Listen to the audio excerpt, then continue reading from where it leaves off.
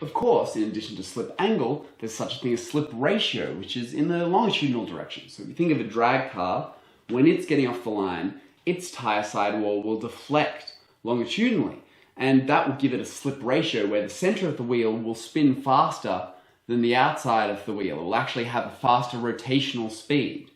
And what that basically equates to is that we can now think of our total grip in both slip ratio and slip angle. Now, when we factor that together, we can get something known as a friction ellipse. The friction ellipse basically details your longitudinal acceleration versus your lateral acceleration, so that at any given point, you can know what your peak grip is as per your tire curves. So let's say I want to come into a corner with a little bit of lateral acceleration and a bit of braking, then I'd perhaps be looking at this point here.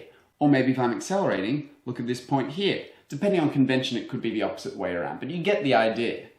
Now, these friction ellipses can come in many different shapes. They can be like that sort of thing, or they can be very circular. Now, depending on this, it changes how you want to drive the car.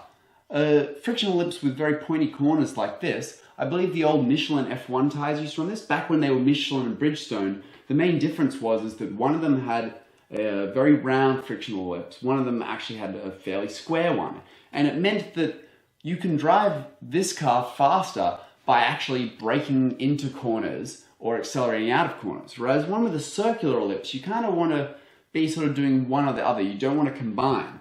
And usually a circular ellipse will have higher peak values, but it just means that the combined value is low. So it changes how you drive the car. One is not necessarily better than the other, they're just different.